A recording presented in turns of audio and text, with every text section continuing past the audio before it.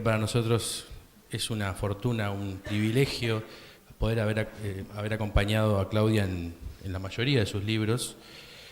Yo hablo en representación del sello Alfaguara, de Penguin Random House, la editorial que ha acompañado a Claudia en la mayoría de sus obras. Pero esta es la primera vez en la cual personalmente me siento muy implicado, si bien siempre hablamos de literatura y siempre intercambiamos un montón de conceptos sobre sus libros.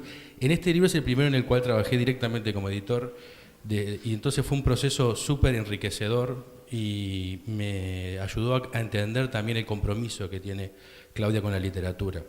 Porque ese proceso de ida y vuelta, de lectura y vuelta de lectura y de comentarios y respuestas, me daba la pauta de cómo Claudia se toma muy en serio este trabajo. Entonces, cada una de las acotaciones, cada una de las sugerencias, cada uno de los comentarios venían acompañados de una extensísima explicación que da cuenta de por qué estaba de acuerdo o por qué no estaba de acuerdo sobre las observaciones que íbamos haciendo. Y bueno, eso es rigor y el resultado es esta novela fantástica que se llama El lugar inalcanzable, cuyo título tuvo muchos cambios y que además tiene una portada hermosa. Entonces estamos totalmente fascinados con el resultado de todo este trabajo y sin duda es el mérito de una gran profesional y una gran artista como es Claudia. Queremos agradecer muchísimo también a José María Reyes, un hombre que proviene de la publicidad y que hoy nos contaba que es la primera vez que acepta el reto de presentar un libro, si bien hace muchos años que está metido en el mundo de la publicidad y de la comunicación, es la primera vez que acepta este reto, que fue gestándose también en el proceso de pensar cómo presentar este libro y al cual le agradecemos muchísimo la gentileza. Así que, sin más, los protagonistas.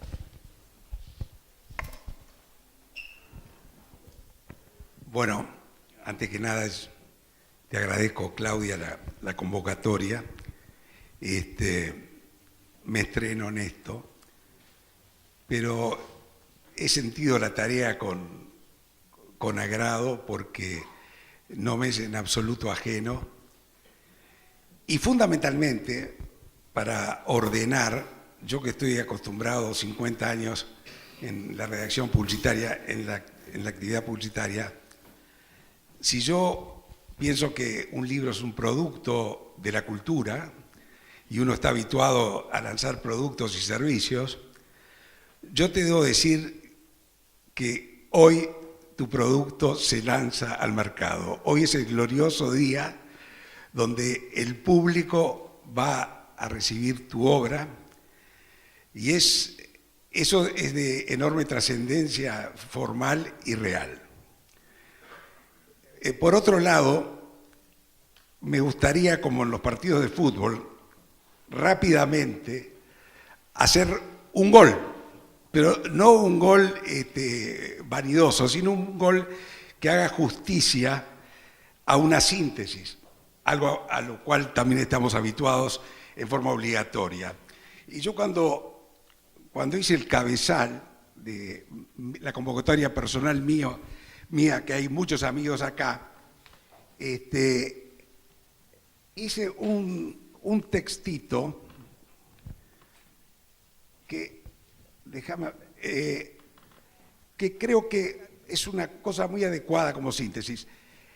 La novela nace en la ocupación de París por los nazis en la Segunda Guerra, ficcionando la presencia real de Susana Soca y su madre, Luisa Blanco Acevedo, durante todo el periodo de la misma.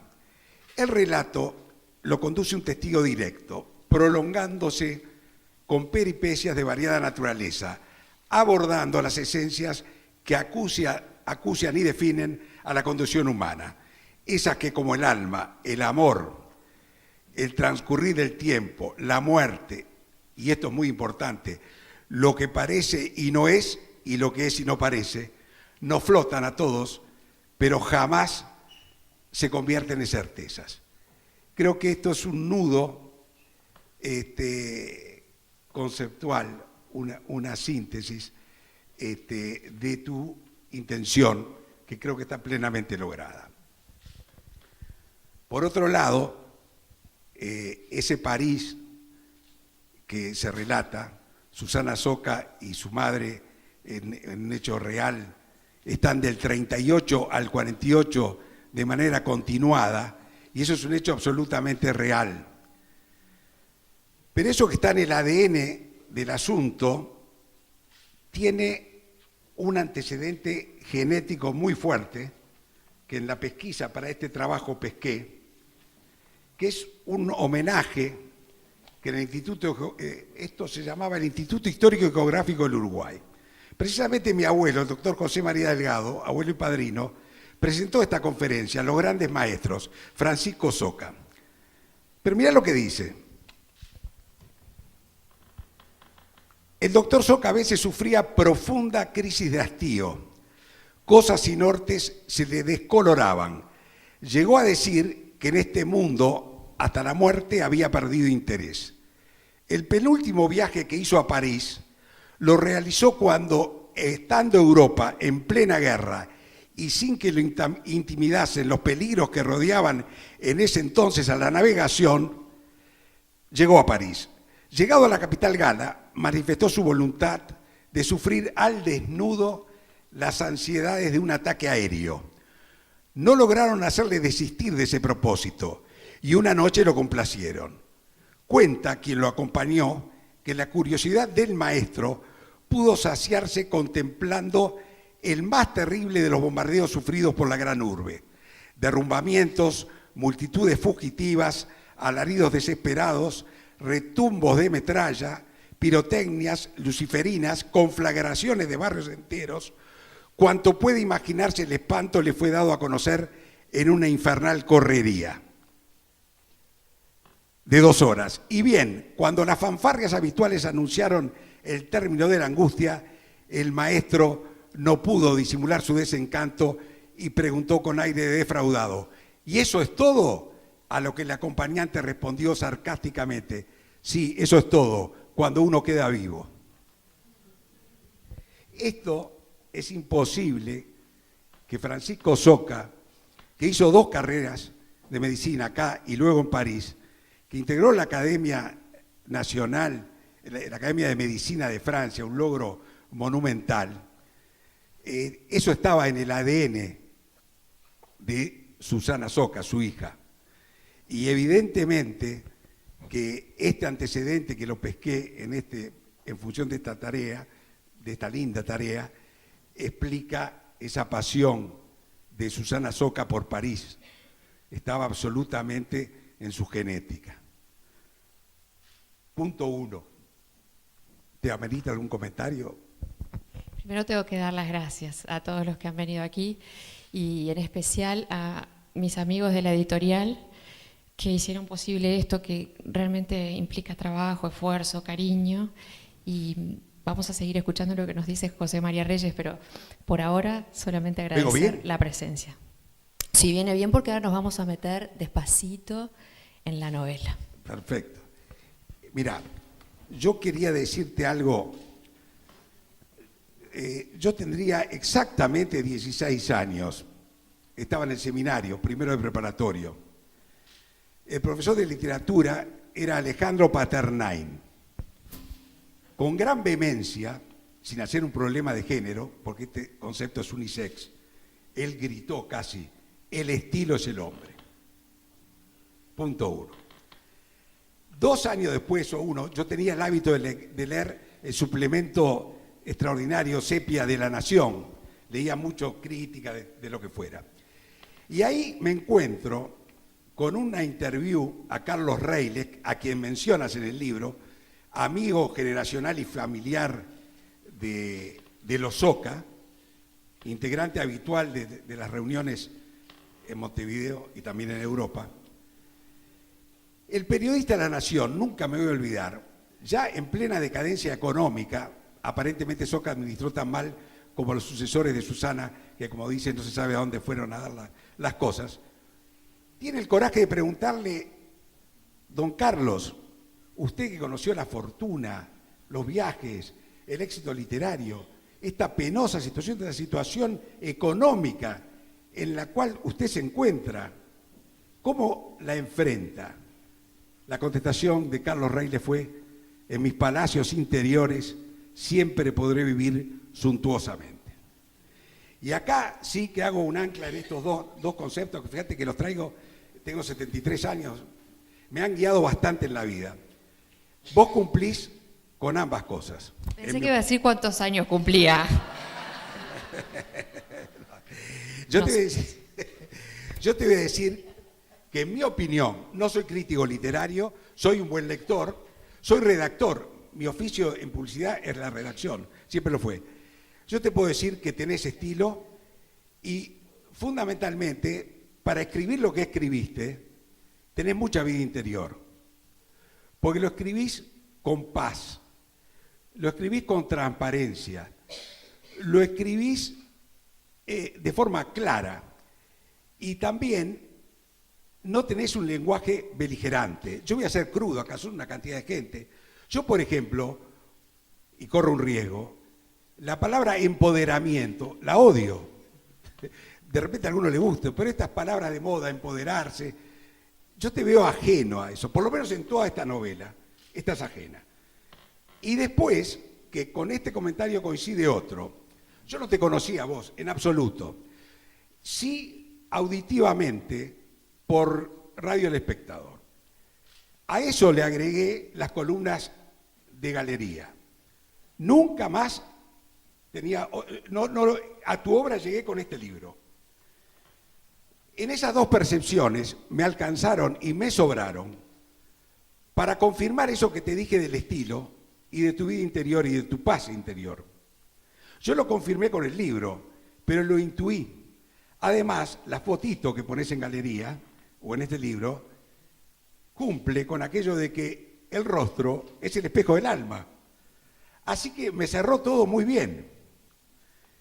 Por último, cuando 2 veces leí el libro, le dije, jamás leo un libro 2 veces, ni veo una película 2 veces, pero lo hice con mucho placer y al leerlo 2 veces descubrí mucho más cosas.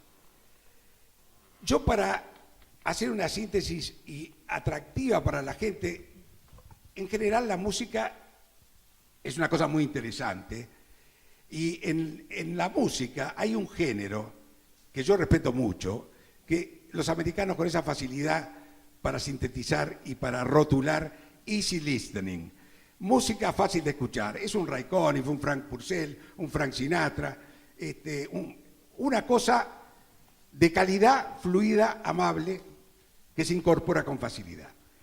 Inclusive, ese easy listening lo tiene el conjunto rockero que está en la historia mítica, que son los Beatles.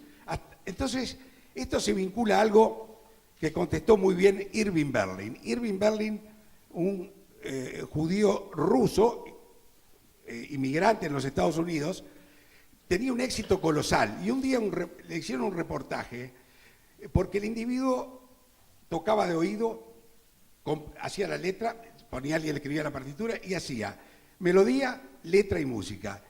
Y le preguntaron, ¿cuál es el secreto de su éxito? Usted es fabuloso. Navidad Blanca la grabó Elvis Presley, Frank Sinatra, Nat King Cole, 2000, 3000, Mejilla. Y el tipo contestó, Irving Berlin. ¿Sabe cuál es el secreto? Melodía sencilla, título sencillo y letra sencilla.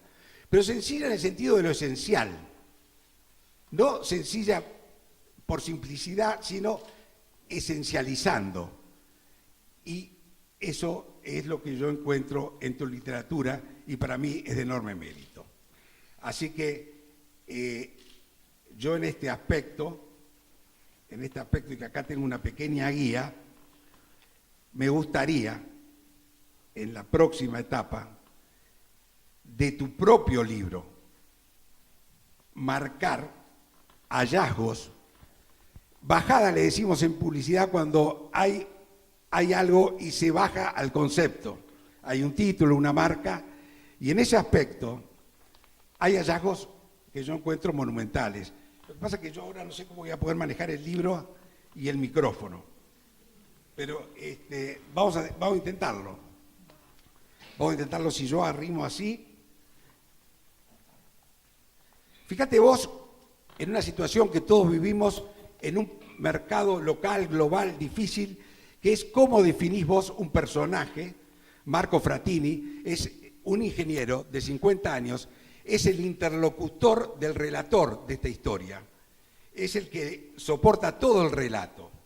Cuando lo presenta Claudia, no presenta solo a un ingeniero de 50 años, presenta una situación estereotípica, social. ¿Y cómo lo hace? Se llamaba Marco Fratini, era ingeniero y acababa de cumplir los 50. Estaba allí de paso, rumbo a la casa de un industrial que vivía en las afueras de Córdoba. Unos meses antes se había firmado en Asunción un tratado que iniciaba un largo proceso de integración entre Argentina, Brasil y Paraguay. Fratini esperaba una instancia como esa desde que era niño.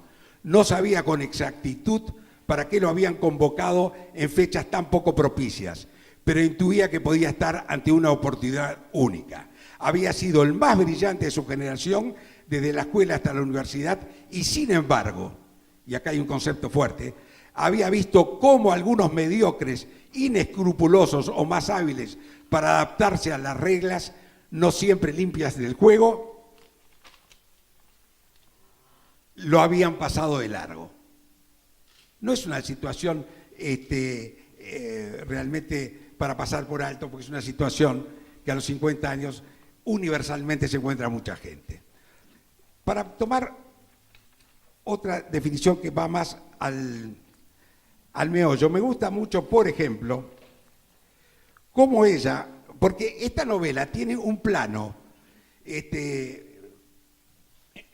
plano del 48, la ocupación, pero en el plano paralelo estamos en un mundo contemporáneo, estamos en el año 92.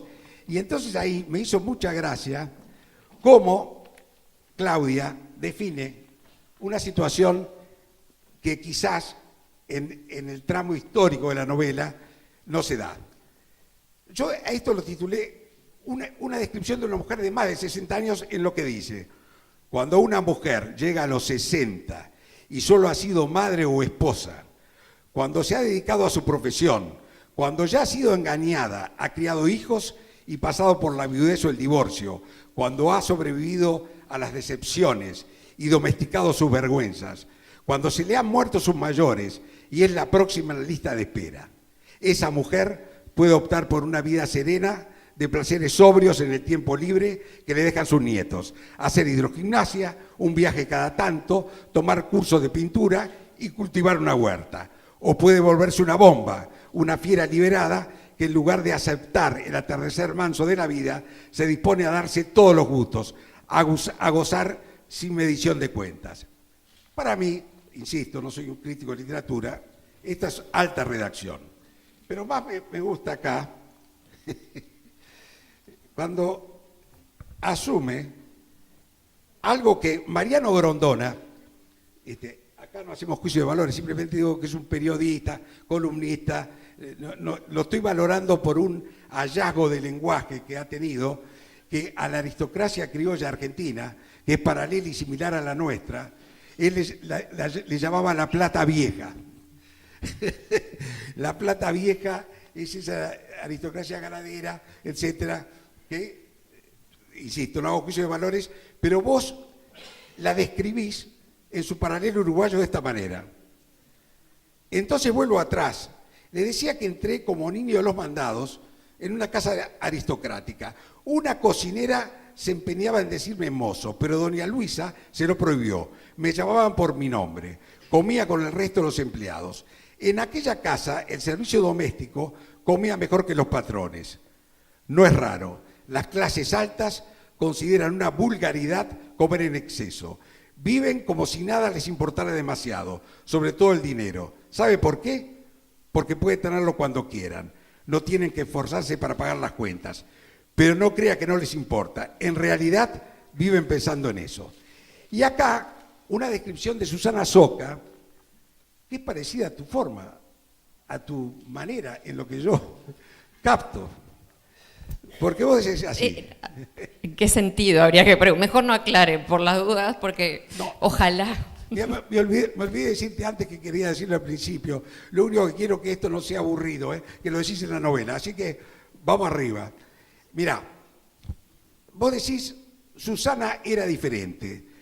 bueno, acá hay una descripción de su estatus, ¿no? Ella sí gastaba muchísimo. No, derroche no. Ayudaba a sus amigos, a la gente de la cultura me refiero. Si hará falta Susana Soca. Siempre tenía alrededor una corte de bailarines, literatos, pintores, en fin.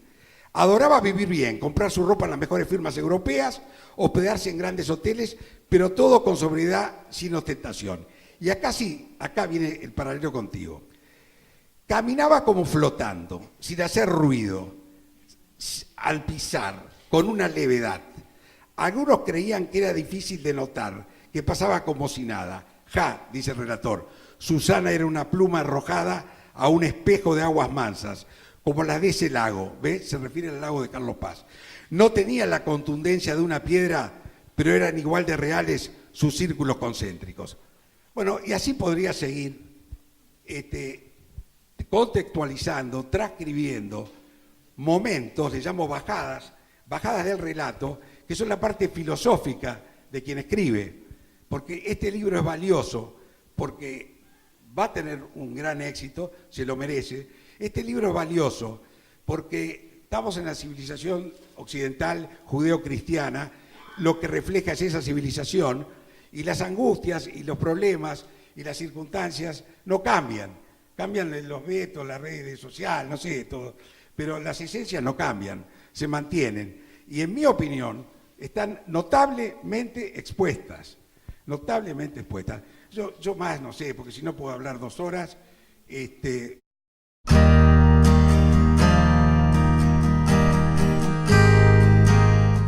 Yo sí lo conocí a José María, y seguramente como muchos de ustedes, pero la verdad es que mi primera aproximación también fue a través de la radio, y algún amigo que debe estar por ahí me dijo: escuchá esta entrevista que le hicieron a José María Reyes, este señor es el indicado para presentar esta novela.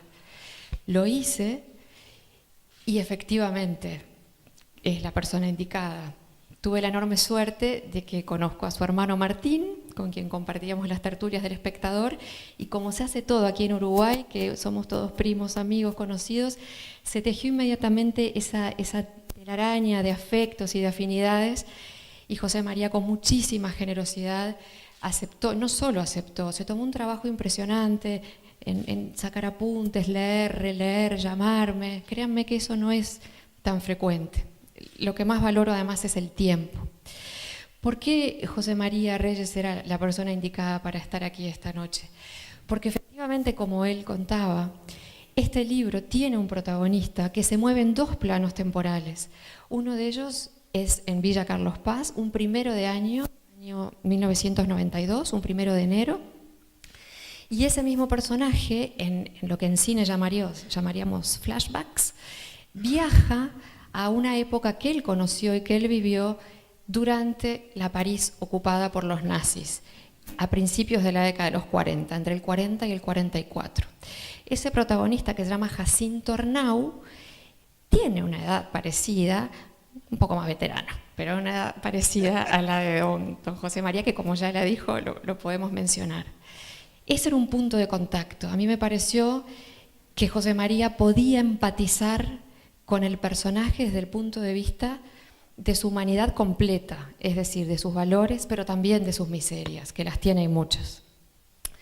Eso por un lado. Podían los dos, la persona real, José María Reyes, y el personaje de ficción, Jacinto Arnau, mirar la vida desde un lado que yo todavía no puedo. Me falta muchísimo todavía. Más o menos. Bueno, pero... Más o menos. Pero en lo que imaginás y no viviste, parece que lo hubieras vivido, porque eso también... Bueno, eso es la literatura. Es la posibilidad de colocarse siempre en los pies de otro y crear, inventar mundos y jugar un poquito a ser dioses. Pero había otro aspecto que a mí me interesaba y que también justifica la presencia de José María aquí, y era ese vínculo con París. París es el marco real de esta novela. José María conoce muy bien esa ciudad, ha estado varias veces. Yo sé que es además una especie de adicción familiar, Francia, Proust. Tenés mucho de proustiano vos también, ¿eh? Bueno, yo sé cuánto quieren a Europa los Reyes, además, porque he hablado mucho con Martín. y porque finalmente yo creo que la matriz cultural que tenemos los uruguayos es francófila, más allá de que después eso cada uno lo vaya aderezando con su propia experiencia. Seguramente la inmigración va cambiando, ¿no? Nos va cambiando y nos va matizando, pero tenemos una matriz francófila, y si no, cuando salgan, tómense un minuto para mirar los techos de los edificios que nos circundan y van a ver que hay techos de pizarras muy parecidos a los que Haussmann ideó a finales del siglo XIX para reconstruir París. Entonces me parecía que esa sensibilidad también podía estar acorde con José María. Esa París que yo elegí para ambientar esta novela es la París que conoció Susana Soca, que hay que decir que es un personaje secundario. Aquí hay una picardía mía. Ustedes saben que yo trabajé mucho para la biografía de Susana, para Rara Avis. De hecho, unos cuantos de los que están aquí me acompañaron con aquel libro, y que viajé a París y estuve instalada en París un tiempo tras las huellas de Susana, que no son sencillas de encontrar, aún no son sencillas de encontrar. Y durante mucho tiempo pensé, pero esta mujer es un personaje de ficción. Bueno, como nadie recogió el guante, la tomé yo y la traje con todo el respeto que implica colocar en una ficción a un personaje real. Por lo tanto, Susana está tratada con delicadeza e incluso con un poquito de idealización. Me parecía que París también era profundamente atractivo, incluso en ese periodo ominoso de la Segunda Guerra, periodo de profundo dolor, de racionamientos, de miedo a lo que podía suceder. Piensen que las personas podían ser deportadas en cualquier momento, incluso había delaciones.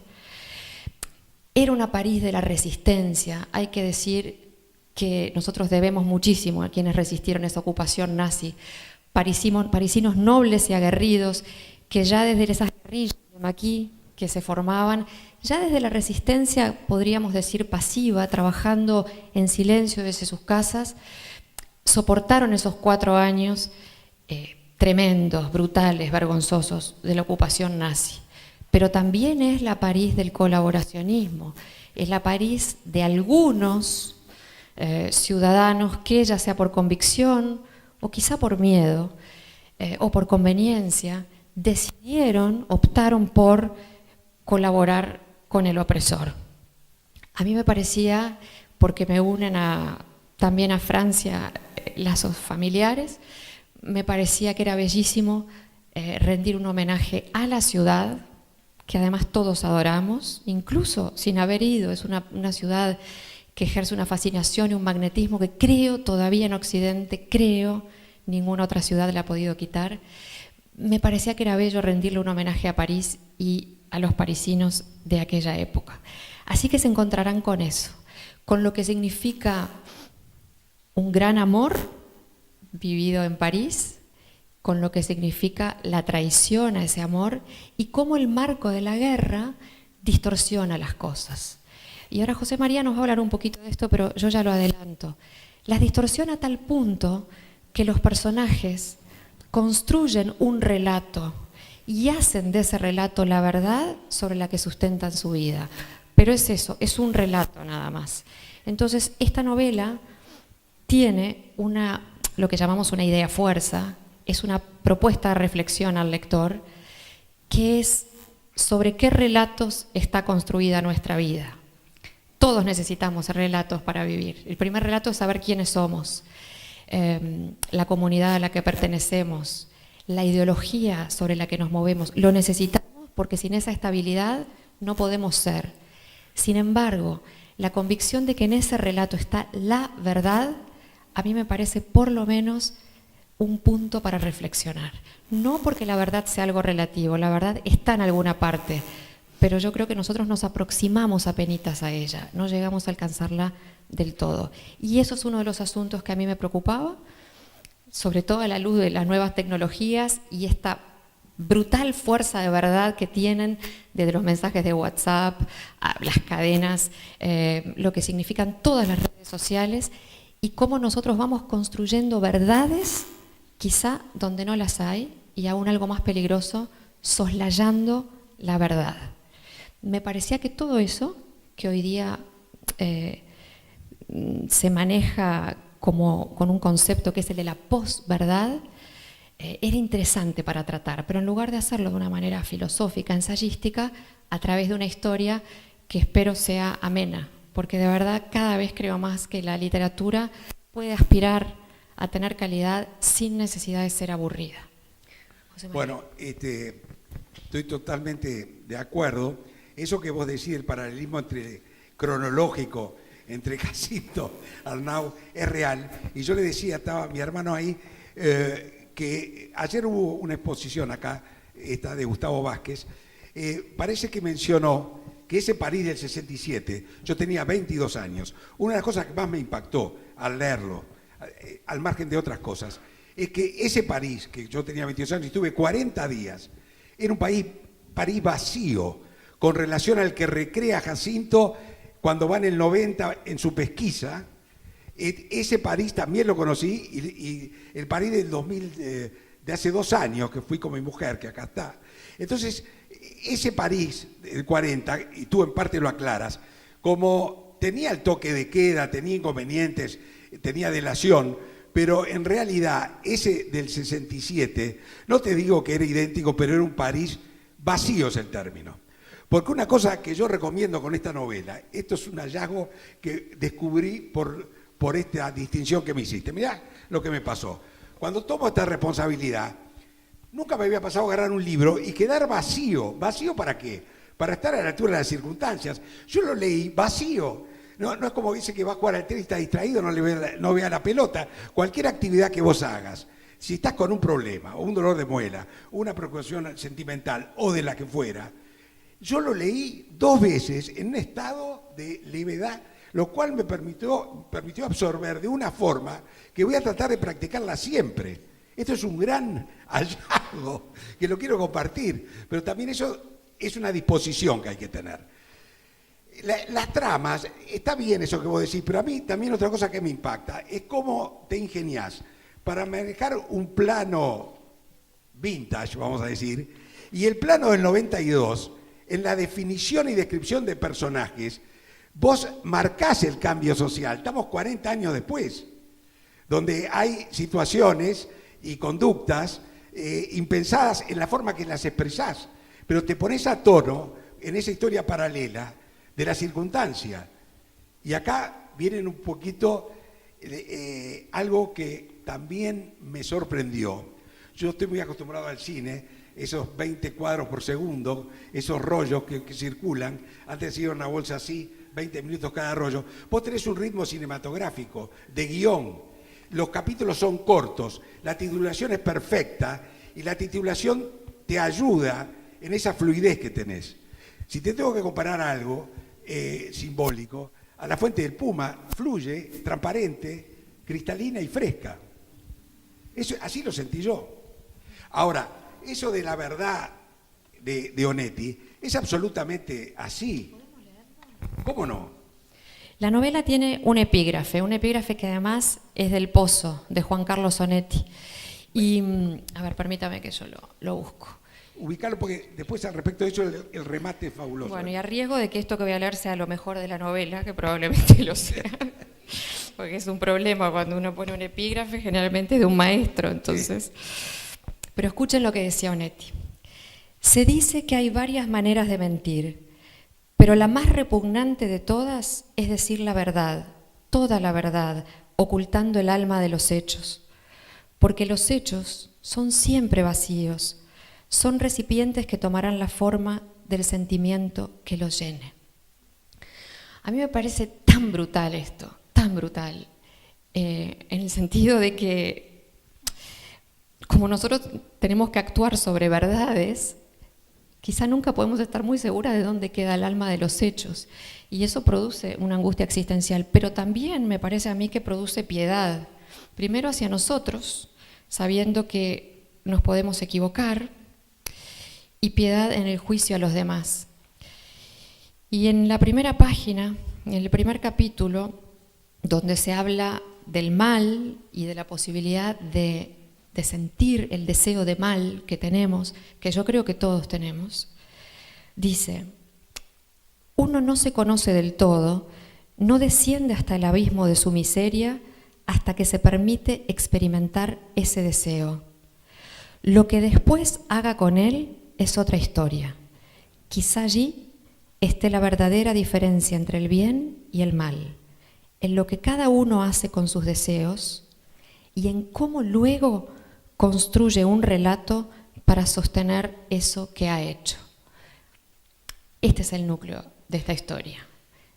Verdades a las que quizá no se accede del todo y sobre todo un viaje hacia el interior de los personajes y del lector, y primero del autor, por supuesto, de la autora en este caso, para encontrarse con esas zonas no siempre gratas que todos tenemos adentro y sentir que a pesar de que están ahí, tenemos filtros que tienen que ver con la cultura, pero que también tienen que ver con los valores y con los afectos que nos permiten tener esos monstruos a raya.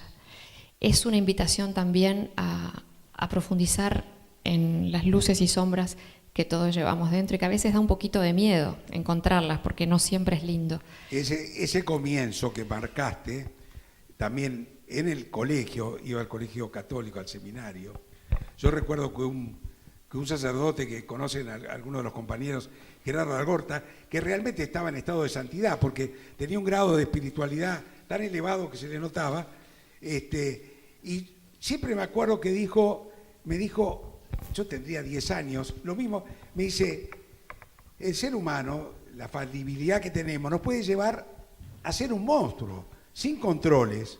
Me lo explicó claramente, el mayor de los santos tiene un momento perverso. Eso me lo explicaron muy chico y así empieza el libro. Y esa dualidad es incambiada. Y como ahí se dice, el que toma el camino equivocado tendrá que justificarlo y dar sus razones. El que no lo controla. Todo ese aspecto, ya te digo, una vez más, que todos esos rescates conceptuales que le hacen a las esencias, el tiempo, el transcurrir del tiempo, la juventud perdida, el amor, la confusión, está todo muy bien atendido. Bueno, saben que con la editorial hemos tenido discusiones acerca de presentar esta novela como una historia de amor. Cuando yo conocí a José María, lo primero que me dijo es, esto que va a ser una historia de amor, y a mí ya me cayó simpático porque eludo esa salida fácil del atajo de una mujer escribiendo una historia de amor. Sin embargo, hay que decir que esta novela está llena de amor, porque también para hablar del odio es imprescindible hablar de su contracara. Es muy raro que se llegue al odio si no se pasa antes por alguna forma del amor. Es muy extraño.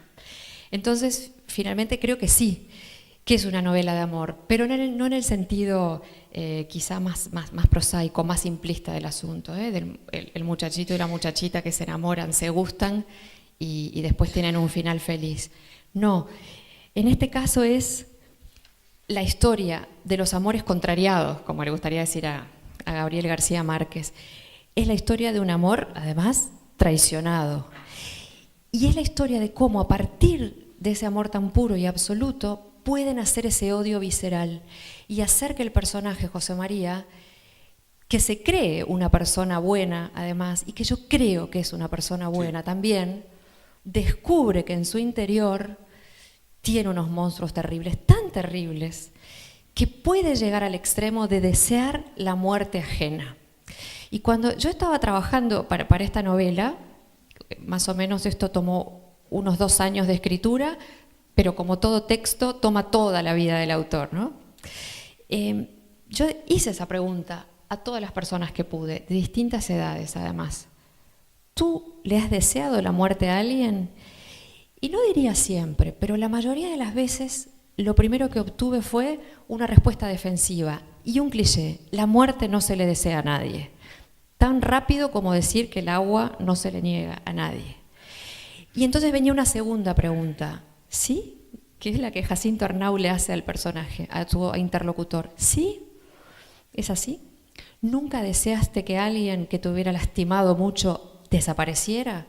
¿O que alguien que hubiera lastimado a un ser querido desapareciera? ¿O alguien que te molesta y que se interpone en tu camino? Y entonces ya esas caras tan seguras casi siempre se distorsionaban un poquito Y aunque nunca o casi nunca lograba una respuesta, digamos, afirmativa, porque es muy doloroso también sentir y aceptar eso, por lo menos me daba la sensación de que había quedado instalada la reflexión.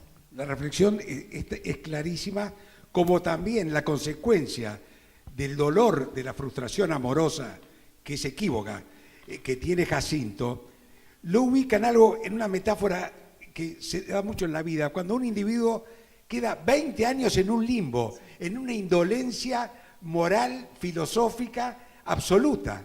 No estaba ni en el cielo, estaba en un limbo. Eso lo transmitís con total claridad. Se rescata en el 68, cuando visita a la viuda.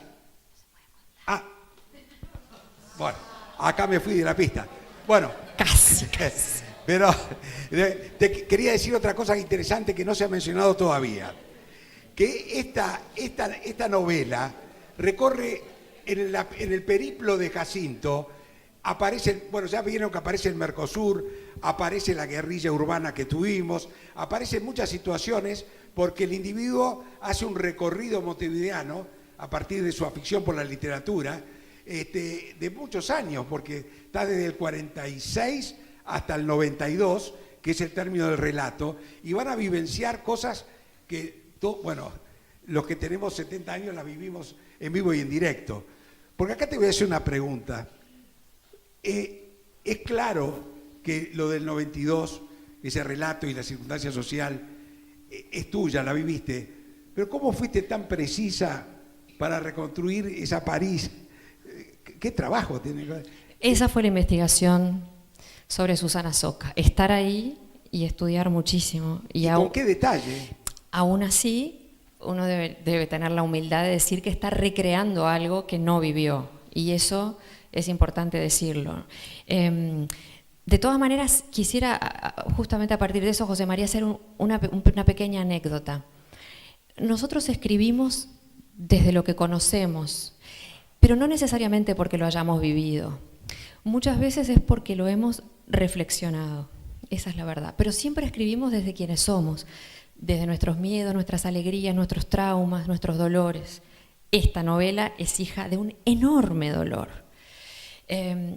Con esa virtud tan sanadora que tiene la literatura, que en el transcurso de los 2 años de escritura, ese dolor fue sanando. Y me permitió mucha más libertad creativa, porque cuando uno sufre, uno está bridado, uno está restringido siempre.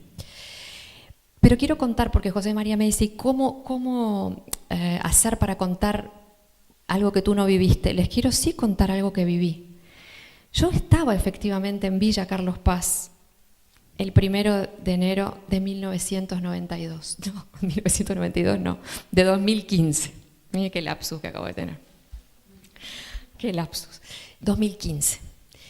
Y en la hostería, que es similar a la que yo describo ahí, había un muchacho obeso, un muchacho muy, muy gordo, con dificultades para caminar, con dificultades para sentarse, que comía además de una manera desesperante y autodestructiva. Compulsiva. Sí, no podía parar. Entonces, observando, y eso también es una casi obligación de un escritor, dejar que la realidad lo nutra a uno con sus estímulos, pero también observar. Observando los restantes turistas que estaban, eran muy poquitos, y yo veía las caras de burla, los cuchicheos, la manera en que lo miraban, efectivamente llamaba la atención. Hasta que en un momento ese muchacho fue a la piscina, se zambulló, desplazó una cantidad de agua impresionante.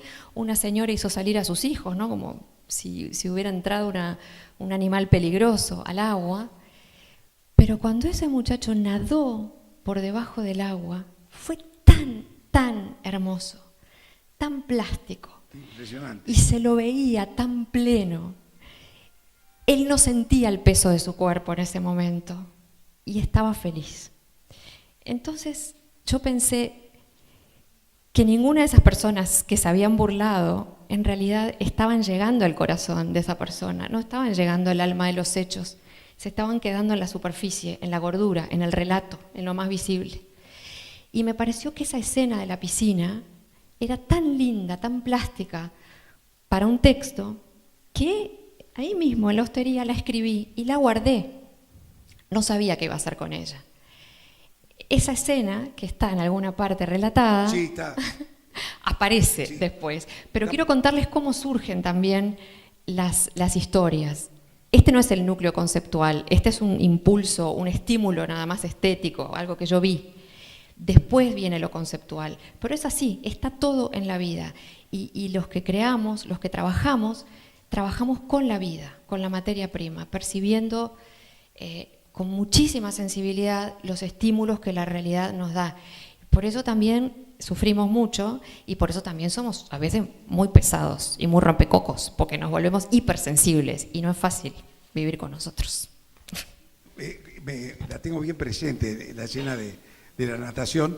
Y un detalle, para que vean que se abarca mucha cosa, en esa hostería nunca vi una descripción más precisa de este hábito tan común del desayuno en hoteles 3 estrellas para arriba. Miren cómo dice ella: 2 mozos trajinaban desde la cocina reponiendo fiambres y quesos, y un pan humeante que era la vedette del desayuno y que todos esperaban con ansiedad de fieras. Traían además la manteca y los dulces, el café y los jugos, en especial un agua perfumada con jengibre y una limonada con menta, las jarras con leche, las medialunas y los bizcochos rellenos de chocolate y crema. ¿Quién no esperó un desayuno así? Y esta hostería me hizo pensar en muchas situaciones de hostería, como el Parador San Miguel, esas cosas. Está muy bien descrito. Bueno, en lo personal, el gran final es tu remate.